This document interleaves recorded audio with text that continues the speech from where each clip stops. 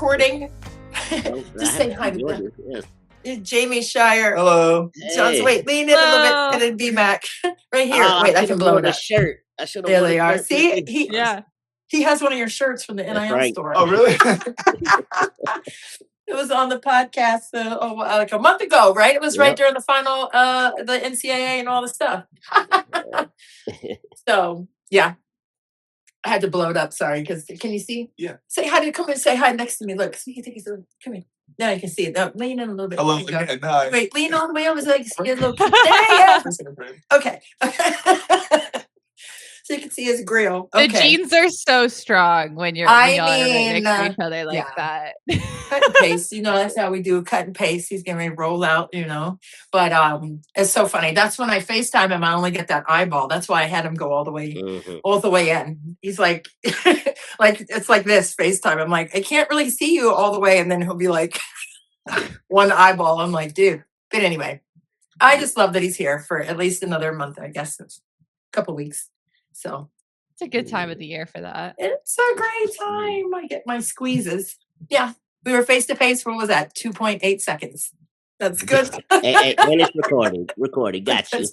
That's a win for the day. No, he's very sweet. But yeah. So, yeah, we can get cracking. Definitely talk about, just across the board, the games and, Vegas bounce back. And I think we'll start with that, with the Vegas bounce back after the ring ceremony and then getting slapped and then slapping back the game after that in LA or whatever. So yeah, for sure. That sounds good. we'll start with that and then just run with whatever else. So, Okay. cool. All right. Get my edges down. You ready to go? Wait, is that buckled? Okay, it's good. Okay. And wait, let me slide it a little bit. Oh, I'm in there. Am I in the middle? Okay. I'm good in the middle. I feel like I'm off to the side. We're going. All right. And 3, 2. Hello, everybody. Hey now. And welcome to another edition of the Her Hoop Stats podcast right here on the Her Hoop Stats Podcast Network. I am Christy Winter-Scott, joined by my girl that I saw in Phoenix. Yes, for the Final Four, Jamie Steyer Johnson. Welcome back and great to see you again, albeit, transmitted this time with the FaceTime, but really cool it was see so great. It was great to catch up in Phoenix, and then it's always fun to catch up here. But I fortunately get to see more of you than you see of me because we've got you on the Mystics broadcast. And I was in my group chat the other day, and you were blowing it up because they were like, the energy that the Mystics broadcasters are bringing is phenomenal. They're like, we need the pregame routine, and I'm like, that's just real. Like, that's not even the broadcast. That's just the energy that Christy is bringing day in, day out. But you were getting everybody up and at 'em in the morning because you were up and at 'em. I appreciate it. And you know what? I knew it was going to be, crazy exciting. So I didn't even have coffee. So, I didn't need extra. You know what I mean? And I only do coffee for flavor. I don't do it for a pickup. But, I didn't do any because I didn't want to be picked up too high. But I love it. My teammates, they didn't like being around me on game days because I was like, you ready? Let's go. Everybody ready? They're like, oh my God, get away from me, man. I just, over the top. I got the team spirit award a couple years because I was this jazz hands, Zazazu, like running around the locker room, like, let's go. And it was just kind of like everyone was tying their shoes, like, is she okay? Like, but I love the game so much, man. And I don't think that's ever going to change. So I appreciate that. And sorry you got pinged and spammed with people saying that on the game day. But I truly love it. But there's so much going on in the WNBA. The season obviously has cracked open a can of excitement. And you got to start with the reigning champs, right? With the Las Vegas Aces. They got their rings. And can I just tell you, the pop-out ring was so gorgeous. And their reactions to that moment was really, really sweet to see. But what was your biggest takeaway before the game started? We'll do the ring thing first because then the game went awry, but different. Yeah, the rings yeah. did not. The actual rings did not. So. No, I love the rings. Well, I tell you what, like, so I had a stint where I was a bench jeweler. So like I did the repairs on not Oh, quite that caliber of okay. So jewelry, but say, yeah, did I that was one. back there, tipping the prongs, doing all that fun stuff. But Okay. I'm looking at it and I'm like, dang, that's a nice ring. That's impressive. And then on the broadcast, when they're like, yeah, and the pop out ring with the 1 carat diamonds, and I was like, Oh, those are 1 carat. That's the scale here. Like all of a sudden, I yeah. had to recalibrate in my mind how big those were, and I was like Yes. blown away. Yeah. But they were Yeah. so beautifully done, Beautiful. and to give them something Mhm. wearable is just so different and so cool. Yeah, no, it was gorgeous, and they earned it. 3 rings in the last 4 seasons for Becky Hammon and the Aces, and 4-time MVP Asia Wilson. And having her speak on it and talk about it, and just accepting all that love from the work that they put in to come out on top last year. It was just really fun to see it. Just a sweet moment, and it is tough to compartmentalize after a moment like that to get yourselves back on track, if you will, to compete and take somebody's head off on the court. Because I mean, you want to have that moment. You don't want to tuck away the emotions of that moment because you earned it. But then you Mhm. have to just do a full 180 in terms of your aggressiveness and your ferociousness mentally. So it's like this switch that needs to be turned on, but the bulb wasn't in the light bulb. Man, that they struggled in the game mightily. But how much of that was Phoenix seething because they Mhm. beat Phoenix last year, so it was a bit messy for the scheduling to Yeah. be that game. But how much of it was Phoenix sitting there watching the ring ceremony and all the bling and all the things happening? And how much of it was tactical? And how much was it Vegas not being able to get back on track mentally for the moment, and Phoenix just waiting on them, like, yeah, put the ring on because we're about to go ahead and take care of some things. Yeah, I think that to me it was much more about Phoenix Okay. and just the situation there. I think that, as you said, like it definitely is a little bit messy. Like you That was want to great. have your ring ceremony where your fans can be there for a For game and sure. celebrating with you, and so Yes. that certainly makes sense. Right. But to have the opponent be the team that you swept in the finals, and it's not even the first time that they've played No. Vegas after they win a championship. This is the first time it's been where they beat Phoenix for the championship, but Right. they've had to sit there through the ring ceremony before in recent years. So like I'm sure Phoenix is sitting Yeah. there completely over it. I would Mhm. be. And I think they took that as more fuel for the fire and Yes. came out just like a shot. And the fact that they were able to really keep progressing after the first quarter. Like they come out, they win the first quarter, Yeah. but they Seriously. dominated the second and third. And Yeah. that to me was like really emphasizing exactly what Phoenix wanted to do as far as setting the tone for the season. Now, as Yeah. we'll get to, Phoenix then took a little bit of a turn in their next game as well. But Yeah. I think that it was very much Phoenix wanting to come out, wanting to set the tone, and Yes. the fact that Yeah. they did it with such balance where you have 6 players that score in double figures, where Mhm. Jovana Nogic comes out and is like, hey, just because I'm technically a rookie doesn't mean I'm Mhm. inexperienced. Like I think just That trying part. to go out there and show out and show people exactly what they're coming for this year, which is Yeah. everything they did last year and more. Mhm. Yeah, no doubt about it. I mean, a 33-point loss for the Vegas Aces. And, I'm not saying that I love drama and I love cinema. But that was a lot, because I Mhm. try to put myself in the shoes of people, right? And I Mhm. know I put myself in the shoes of Asia Wilson with the A1s. Okay. The cute ones. She's got so many different colorways, but I put myself in her shoes too, right? Like to come back after winning a championship and sit in front of a team that you took out like in a sweeping fashion. That's not easy to do, knowing that you're going to get their best shot, right? Mhm. Physically, mentally, and all everything. So, I felt that a little bit, and pressure is the privilege. So I knew she wasn't afraid of that, but it is something that you have to deal with, and you have to try to iron out mentally. So I was there with her in that moment, and all the players as well, and Becky Hammon as well, just to be able to get right back on track. But for Phoenix, I'm trying to put myself in their shoes too. Like AT sitting over there, like, okay, eyebrows furled, right? Ready to go. Mhm. I saw Kaz comments afterwards, like Dubs in the bleepity bleep chat. Yeah. I saw that. So, I mean, they had that bad boy circled as soon as that schedule popped a couple months ago, what they wanted to do in that game. And not only did they come out and do it, they did it on the road. They did it after the ceremony. So I think they were definitely skewed a high level in terms of their focus and their intentionality to come out and do what they did. So with that being said, with the way that Phoenix was able to operate, what statement did they make other than winning? But what statement did they make with how they won that game, tactically speaking?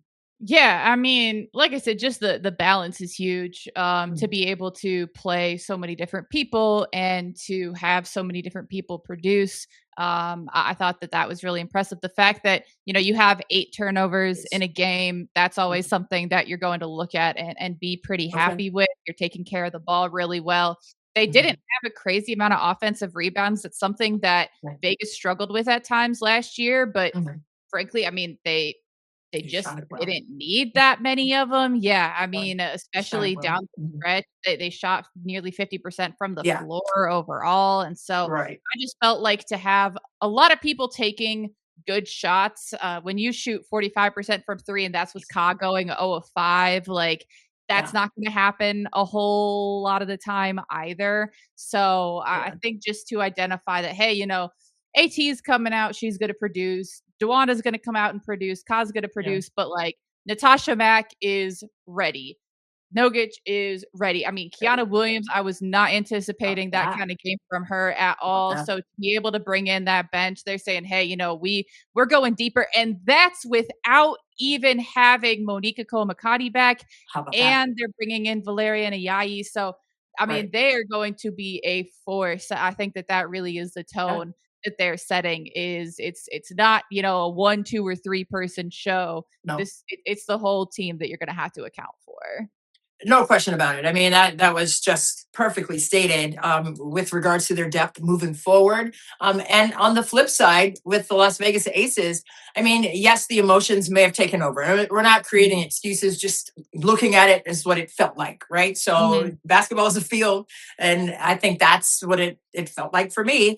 But with them, tactically speaking, what was the biggest hangup in that game outside of the emotion? What did you see on the court X and O wise that kind of didn't really gain any traction or, turn the corner properly with that? Yeah, I mean, I think we're still seeing some of the issues that we have in the past, which is not quite getting enough coming in off the Okay. bench. Kennedy Carter was a little bit of a shot for them, able to Mhm. come in and score double digits. And she had 3 turnovers, had a couple of assists. Like, it's going to take her some time, I think, to readjust to just the Right. pace and the play of the W, as well Mhm. as obviously a brand new team around her. But Right. outside of that, just weren't quite able to get Jewel going. Yeah. Nothing really beyond that on the bench. And then 17 turnovers ain't going to Yeah. do it. You No. have to be able to take care of the basketball.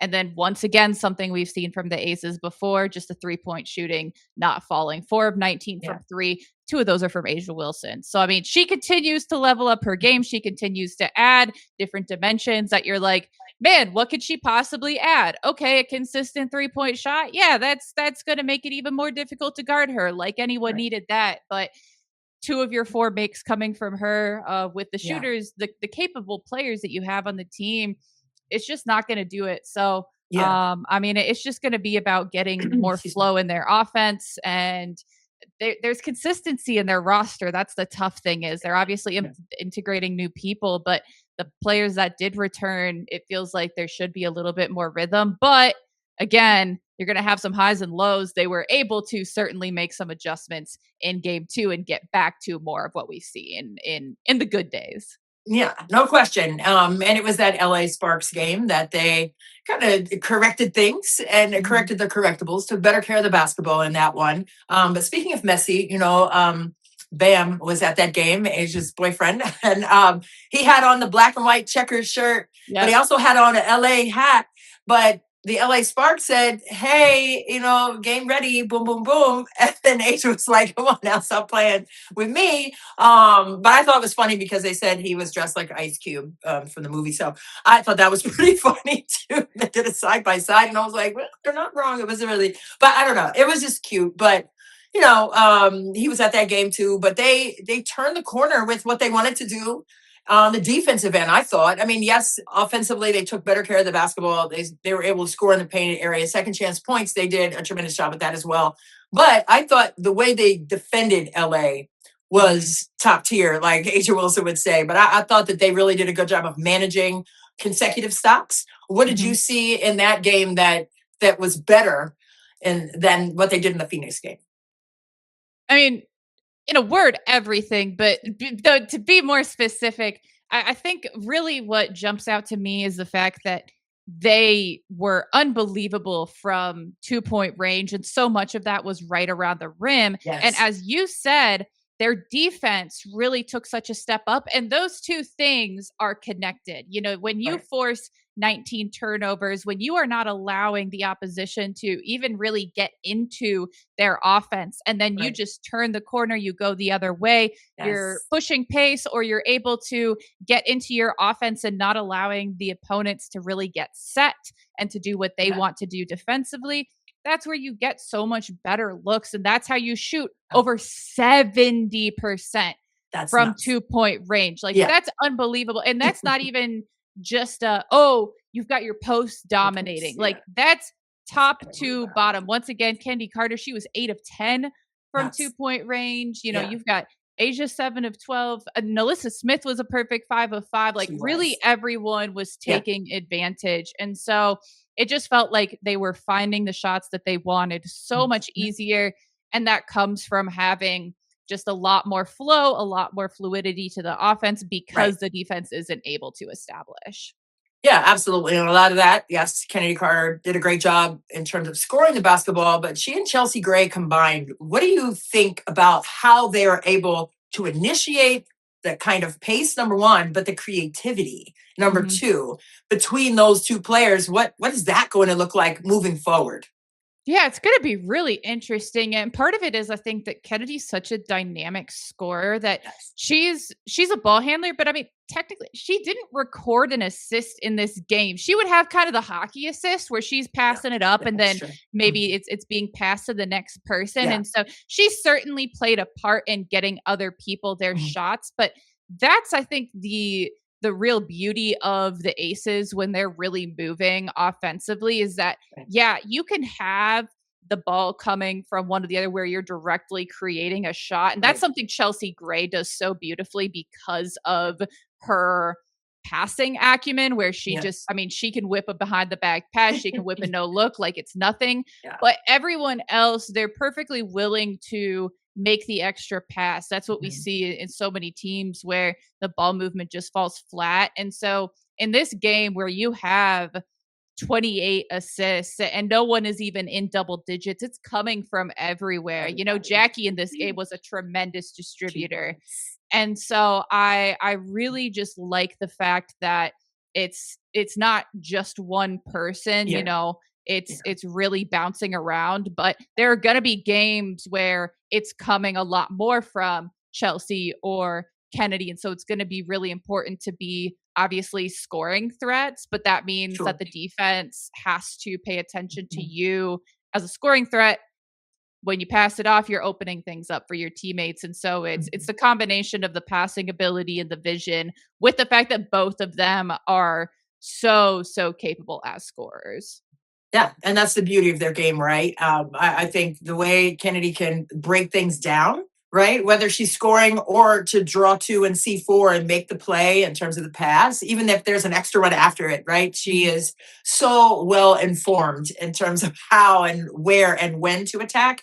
I just love that she's back in the league, number one, but I also love that she's with that group, right? Of experienced players who understand the assignment and they understand how Becky Hammond wants things organized in the open floor and in the quarter court. So I just really love that she's behind, Chelsea Gray in that way, and just soaking all that information in and watching and learning and practice. We see them in the games, obviously, but wow, I'd love to be a fly on the wall in a practice where Chelsea Gray is pouring into Kennedy and just seeing how she's absorbing that and applying and executing what she's learning. I mean, we see it in the games, but I would like to see it broken down. I mean, that's the beauty of the game is watching how people learn and what's being taught and how it's being taught. Like for me, it's the beauty of the game. But I love the dynamic duo of them in that position for the Aces and moving forward. I mean, I think it's just super exciting. And it just opens up more things for Asia Wilson, offensively because of how well they can structure the spacing in the quarter court. So I'm super excited for the Aces in that regard. But a lot moving forward for them. And I know it's going to be, I mean, we're right at the beginning of the season, so nothing hammered in stone, if you will. But the Valkyries 2-0 right now. I mean, they've had a great start to this young season. What have you seen from them so far? Man, I've seen some really good stuff, I'll tell you that much. I mean, I kind of adopted the Valkyries as like a secondary team last year just because I thought that their style was so fun. I thought that, just the effort with which they played was exciting. And obviously, when you have pretty indisputably the best season for an expansion team in the history of professional sports, that's something that's going to earn you some attention. And so, Seattle is going to have some growing pains this year. They're going to have some ups and downs. And so going out and getting that win on the road for Golden State was big, but then you go home and you make a heck of a statement against the Mercury, where the Mercury go out, they made their statement right away, and Golden State said, well, we're going to go ahead and spin that in our favor. And kind of like I said with Phoenix against Vegas, it was the first quarter, it was close. Phoenix comes out of it leading by 3, but then the second quarter, Golden State really takes it to them. They end up winning the second quarter by 20 points. They score 31 points. They hold Phoenix to 11. That is wild to do to a Phoenix team. I think, like I said earlier, just with the depth they have, with the variety of options they have offensively and what they're capable of doing defensively to score that much is just, it's crazy. And so they stuck to their system. They had such great ball movement. They didn't let themselves get rattled by what Phoenix was doing. Veronica Burton was phenomenal as a facilitator. And you do the little things, like you make your free throws, you go 16 of 18 from the free throw line. You are able to really take advantage of those opportunities. And I just thought that was so fun. But we're speaking about the Valkyries, and they had to iron out their roster right before the regular season started. And Kate Martin was waived, and subsequently she was picked up by the LA Sparks as a developmental player, a roster spot there in LA. Was that a surprise to you because of the depth of their guards and their perimeter players, or was that something that you kind of saw when you maybe jotted down what the roster could look like? Did you see Kate Martin being a player that they could release or should release? Yeah, I mean, I'll be honest, I was maybe not as tapped into the camp moves this year as I have been in the past, partially because it's finals time. And so I've been, kind of working on that. But I will say that once the news broke and I looked at it, I said, it's a tough decision to have to make, but you can see how it happens, and so when you have someone who is a tremendous role player, but that's kind of where she's at and still early in her career. I think that the big focus for Golden State this year seemed to be maintaining a good bit of that core that they had last year, that they felt like they really maximized what they had.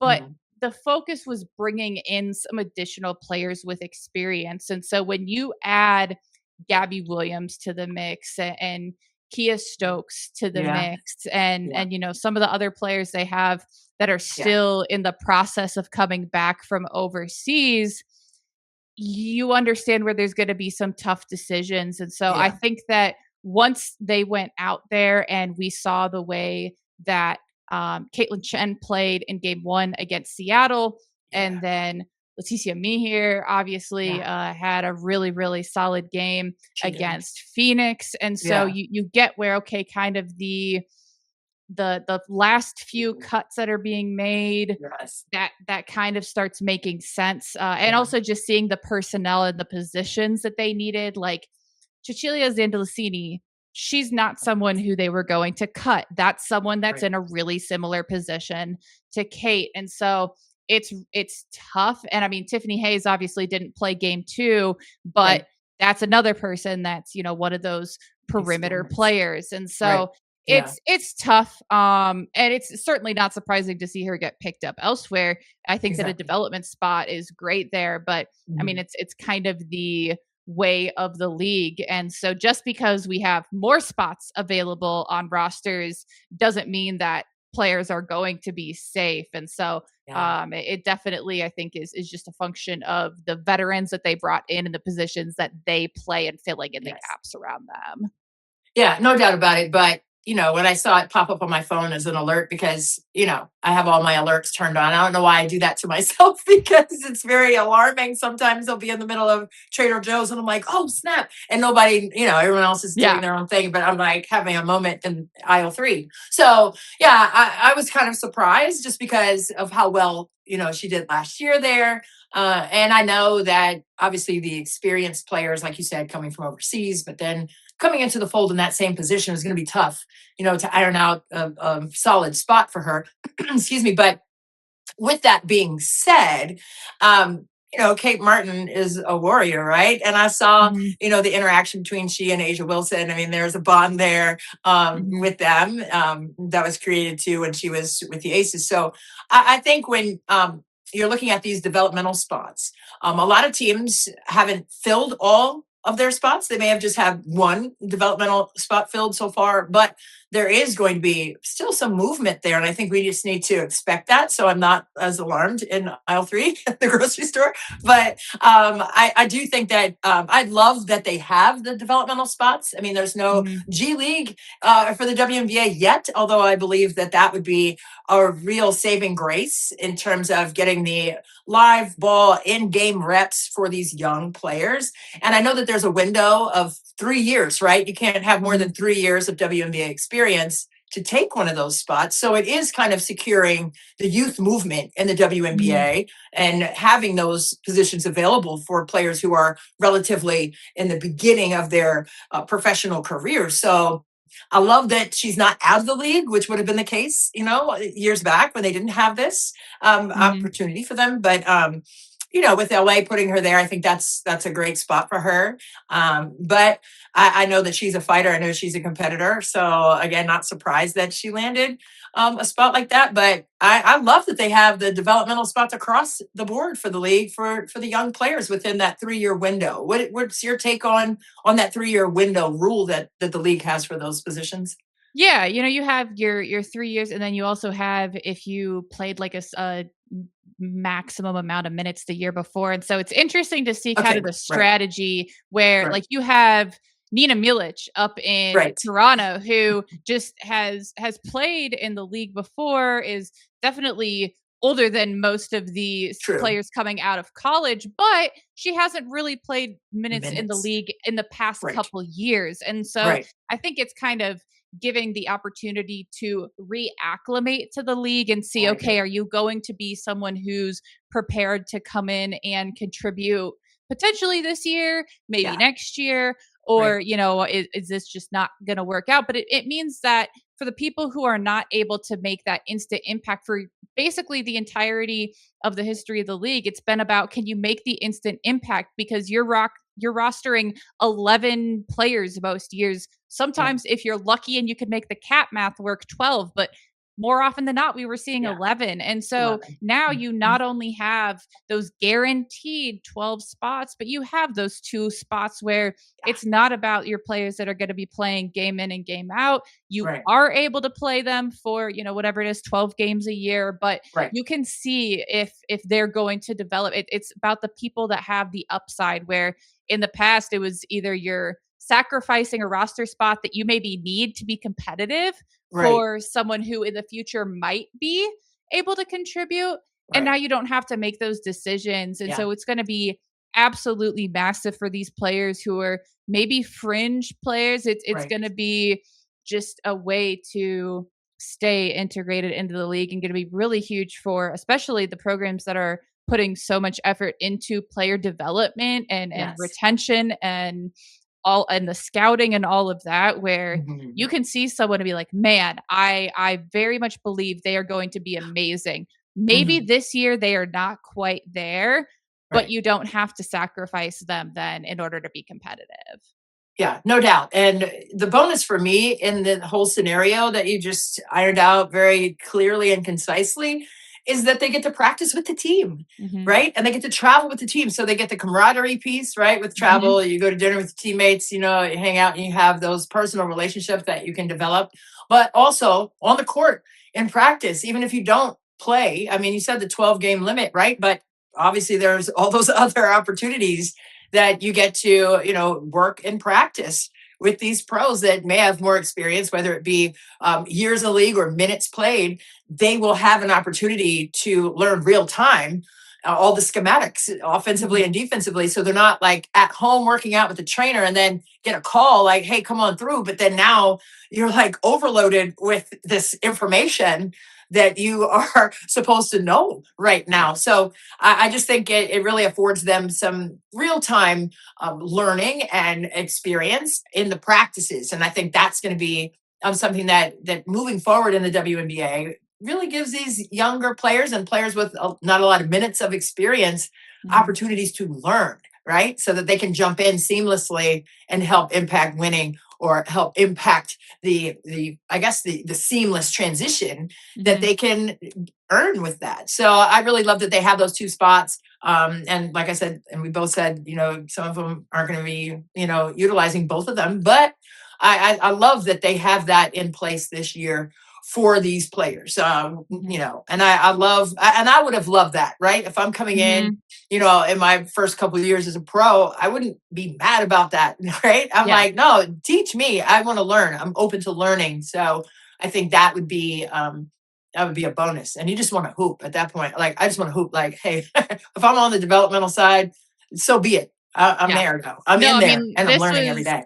Yeah. that was the number one thing I wanted out of the CBA for the past several years. I Yeah. mean, I talked about it every year when the young players started getting cut, that I that was know. what I desperately hoped for out of this Mhm. CBA, outside of obviously a raise for the players and, all Yeah. of that. That Yes. was the change that I Yeah. so desperately wanted to see. So seeing it actually implemented is really exciting. We're going to start seeing more of these spots filled because there's been a number of contracts suspended due to players completing their overseas Yeah. How obligations. about that? They're starting to come back over. And so we're seeing Yeah. players being waived. But I think a lot of them will, assuming they clear the waivers, then Yeah. be signed back to those development contracts. Like one of them, I know Jordan Harrison was waived Yes. by Portland in order to activate Kamaya Smalls.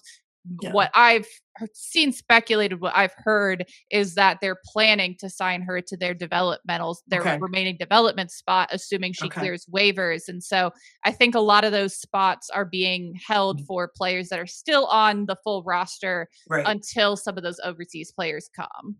Come back. Yeah. I mean, the Haley Van Lith, when she was released in Chicago, but then subsequently picked right back up. So, I Yeah. mean, things like that happen. But, again, you have opportunities to hoop and more teams, gives more opportunities, even if it's not a developmental spot, but more opportunities to kind of find and shuffle and find the right places for your team if you're a GM or Mhm. players, fitting the mold in other ways. So I love that. So let's kind of move a little bit to the East Coast and, Mhm. Atlanta, a new look Atlanta team for Carl Smesco and Angel Reese getting some game winning blocks in games. What have you seen from Atlanta and what have you liked most about how the Dream have been able to operate on the floor? Yeah, I mean, Atlanta, the really I think exciting thing for them is that it's a new look in that they're obviously integrating some new players, but Right. they also have about as much consistency as anyone in the league. Hmm. They were able to bring back really the bulk of their core from a team last Yeah. year that Yeah. somehow kind of caught people off guard with how good they were. Yeah. That always kind of surprised me in the preseason last year. Then as they started to kind of get a rhythm, I was like, man, y'all saw that roster and didn't see that they were going to be good. But Right. regardless, just the fact they were able to bring back the bulk of their production and Mhm. then to add Angel into the mix, especially with Bree Jones out still. Right. It's so important to have that capable presence on the interior, on Mhm. offense, of course, but even more so on the defensive Yes. end. You just need to have someone who has the size and to have someone like Angel who has obviously the ability to be a shot blocker, to be such a force Yeah. defensively. Yeah. It's big That time. does a lot Mhm. for you. And when you have a team that has the offensive prowess that they do, when you have someone jumping in and getting you 9 offensive How about rebounds, that? like when you get that many second Mhm. chance opportunities, Yeah. that's obviously going to do a lot for you as well. When you have someone that gets 9 offensive rebounds, you're really Yeah. going to have to work to box them out. You might be sending 2 people to box her out. And then Has guess to. what? The rest of your team combines for another 10 offensive rebounds. So like That part. that's how it all compounds. So Yeah. I really loved what Atlanta did last year. I love that they're continuing a lot of the same this year. And I mean, man, I tell you what, Medina Coat, like I Mhm. think that is such a great player to have working Yeah. in there. You have Upside. Bree Jones out, but Yeah. she's working in there, and she's got more of the height than Bree. Yeah. She has like the physical presence that Bree has, and just a tremendous worker. Like she works Yes. so hard, and so Mhm. I think that with that group, with them continuing to work towards getting healthier and Yeah. now they picked up Aaliyah Nye off waivers. How They'll about have that? been integrating her I into like the that one. system after Mm. that first game. Yeah. And that's just another tremendous Yeah. shooter that Shoot they'll that be thing. able to look to. Mhm. They definitely are going to be really interesting to watch because obviously they had to play from behind. Yeah. Minnesota came out and showed a They lot did. more than I think most people were anticipating coming Yeah. out there. But in that second half, they did what needed to be done. In the Yeah. last few seconds, they did what needed to be done. Yeah. And I'm sure that they'll be coming out really hungry. We're recording on Tuesday. Tonight, they finally get to play again. And I Yeah. think they're going to be ready to jump out and say, like, hey, that first game, like, we got it done. It maybe wasn't pretty, but we got it done. But Yeah. today, they have an opportunity to go really prove some things against a really good Wings team. Yeah, no doubt about it. And in that game against Minnesota, I mean, the confidence that was developed because of how they won that game down the stretch defensively. You love a game winning bucket, but for me, give me a game winning stop. That's like I Mhm. always love to say. And they did that on the defensive side. And for as much as Carl Smesco is always discussed in terms of his schematics for those threes flying and getting in. And to your point with Nye getting in on the roster there, and she's going to let it fly. And just another floor spacer for them once they do get Bree Jones back on the interior with Angel in there. I mean, it's just going to be another key and three situation. Like the paint is going to be taken care of because they're going to get the rebounds, right? Second chance opportunities. But then they're going to have players who are capable of reining in some triples. Mhm. And, 30 wins last season, the most ever by a first year coach, by Carl Smesco. I just thought that was quite impressive. And he's a good friend too. So shout out to my guy. I mean, he's just a savant when it comes to understanding the game and Mhm. understanding how to implement his style of play with the roster that he has organized Mhm. there. So I just think it's really going to be a lot of fun to see how that continues to unfold and look like. But you said they play Dallas. So let's Mhm. go ahead and talk about these Dallas Wings. Now, I know we were talking about players coming back from being overseas, and I get that. There was a situation there where, AZ Fudd started in the preseason games, but didn't make a start in the open game, but it doesn't matter. I mean, if you finish the game and you get out there, I mean, I think she played 18 minutes, or 17 or 18 minutes, and had 3 points in that opener. But the fans are they correct there in Dallas to be kind of up in arms with their number one overall pick not being a starter? Does it matter at all? I mean, look, you're going to be hard pressed to get me to take the side of fans over a coach in almost any situation. And this is no Same. different. Same. For one, I'll say no one ever knows exactly what's going on behind the scenes. On the injury report for games today, AZ's listed as probable, but she's on the injury report with, I'm guessing, just a little bit of discomfort with her knee.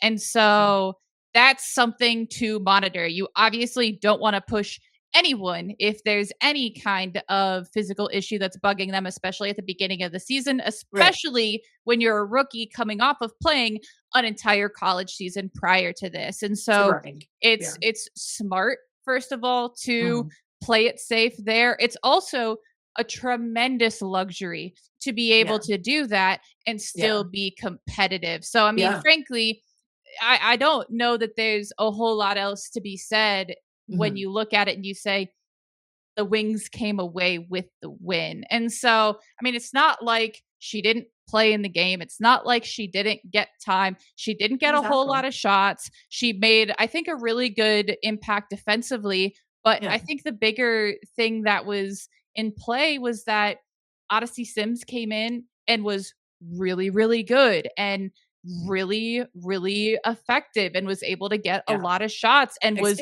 making an impact on the defensive end as well. You had Isaiah James come in and she was able to draw, several offensive fouls. You had other people that were playing really well. And so it's not that, oh, well, everyone else is getting a shot and AZ's not. AZ still played minutes. You're trying not to push it too hard. And you had other players that were producing. And so I don't know that there's a whole lot you can take from one game. Like, get a little bit more of a sample. I also think she's coming from UConn. She understands the idea of having to earn your place and of, putting in the work and knowing that nothing's just handed to you because of where you're drafted. And also that it doesn't really matter exactly as you said, if you start on the floor, if you start on the bench, it's about what you do when you're in there. It's about being able to impact winning. Even if you don't play in the game at all, if what you did in practice impacts winning and other people were in a better position to contribute, I think that players that understand the game, the league, their situation, hopefully understand that. And so it's much more to me about the communication happening behind the scenes. As long as the coaching staff and the players are on the same page behind the scenes, people can say whatever they want online, on social media, on podcasts, whatever. But what actually matters is the communication there. And based on what we've seen so far, I'm inclined to believe that that's there. So, we'll see how things shake out as they go forward. But for a one game sample and for what we saw of the Wings outside of that, which was phenomenal.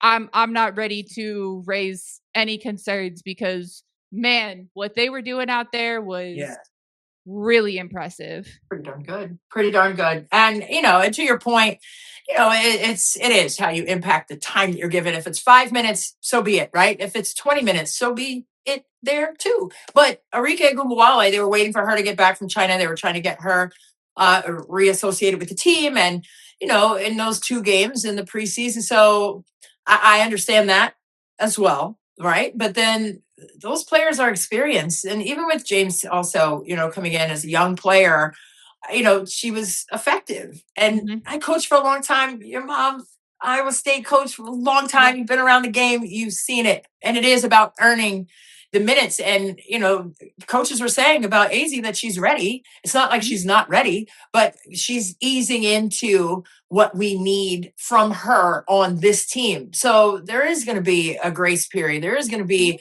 this learning curve, and that's fine. And knowing AZ a little bit that I do, she doesn't want anything handed to her anyway. She wants to earn it. However, she's going to get it, and she's going to win like she's won at everything else. So I'm not concerned with that whatsoever. But I do love how Dallas is playing. Very guard heavy, very attack mode mentality heavy, very attack both elbows and shrinking the defense heavy. But I love how they operate. I love what I've seen in this little short sample size of this iteration of Dallas Wings basketball. But moving forward for them, I mean, they did play Indiana. What was it? 105, 104, something like that. 107, 104. 107. Yeah. Okay, 107, 104.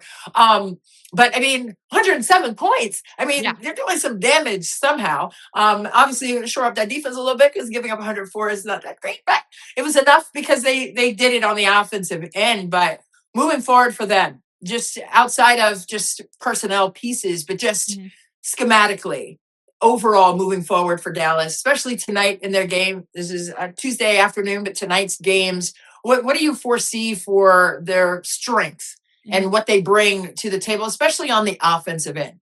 B-Mac in the building, producer extraordinaire. We're going to finish up with what you were saying about Coach Fernandez right here, Jamie. Yeah, we'll keep B-Mac for the good vibes and hopefully warding off our tech issues. But what I was saying, Coach Fernandez, what I really like is that he said, about AZ and he was asked about her start, and he's like, that's not my concern. Like, my concern is I want to make sure she's prepared. I want to make sure she's integrated. And that was the big thing we saw against the Fever, right? Is she didn't get a lot of shots. He said, we need to get her good shots. We need to get her those looks. And so that's something that they're obviously emphasizing. And that's something that is going to be something they continue to work on. And so getting her in there, getting her some good looks. But outside of that, I mean, the ball movement was phenomenal. I felt that Jessica Shepard was like the game changer for the Wings. She's someone I've obviously watched a lot of, both post players. I've watched a lot of up in Minnesota, and Jess Shepard and Alana Smith. Lan had a tough one, but Jess was able to really make such a massive impact. Had dang near a triple double in game one, and they needed every ounce of it. So I think that just continuing to find different looks for players, being able to maintain that efficiency we saw from Paige Beckers and Odyssey Sims. Arike having options around her. She just demonstrated that she is, a good teammate, that she wants to move the ball. But if she has a shot, like, she's going to take it, she's going to make it. Just to have the talent she has around her and then be the leading scorer in that game, that's not going to be game in, game out, but it just shows how much they all elevate each other. So I think there's going to continue to be a lot of balanced scoring with Dallas, and they're just going to continue to, I think, have a lot of different people ready to step up in different matchups. No doubt. What's your take on Dallas, B-Mac? What do you foresee with how they are going to continue to develop in terms of their chemistry? I think, like I was talking about earlier, I mean, scoring 107 points, I mean, that's something special right there. And I know they gave up 104, but that can be fixed. The fact that you are gelling all these young players together with the veterans that they have brought in, they're going to be a force this season. I think this summer is going to be really fun in Dallas. Yeah, I love the fact that, Paige Becker said she put on some muscle, because of the physicality of the game and everything like that. We've seen that with Caitlin Clark, doing the same thing. I know she missed a ton of games last season. Caitlin did, with injury and everything like that, soft tissue and all of the things. But hopefully she will be able to stay healthy. And I think I've heard Steph White say that's going to be the biggest bonus for their team, is to stay healthy. So it's going to be wonderful to see these players continue to get these real-time moments to experience the game on the floor in the games, whether they're getting more than 2 shots or not, with regards to AZ. But I think that, as a coach, you try to set your players up. But a lot of times, teams are going to take away your first 2 or 3 options offensively. And a lot of times the opportunities are going to come in broken offensive manner. So you're going to have to be able to make plays, make reads in the rest of the shot clock, less than 10 on the shot clock. They've taken away your first 3, 4 actions or opportunities. Now you got to make a play, and everything's got to be really quick in terms of making decisions. So I think it's more about making decisions than making shots.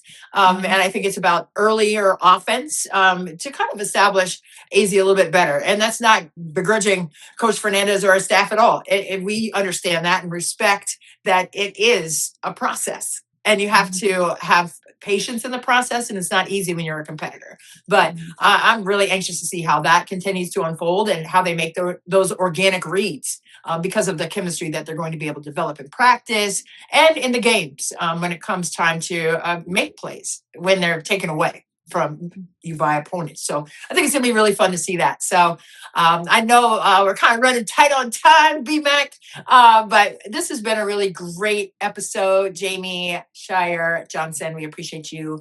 And I love the fact that WNBA is in full force. I mean, it's all over the place. There's no way you can't find a game, whether it's streaming, whether it's on TV, online. Like, you got to be able to tap in. I mean, everyone watches women's sports. I love this. Is like my shirt I wear every day, just about. I mean, and so many people comment on it, when I'm in the airport or something like that, or I get like a wink and a nod, and I'm like, yes, like there's a complete movement right now for women in sports, and I just love it. I'm here for it. I'm applauding every single moment. All the broadcasters that are getting bigger and more opportunities because of the game and how it's growing. I just think it's such a beautiful thing, and I can't say it enough, but I'm super excited about the season, and I know you guys are too. Absolutely.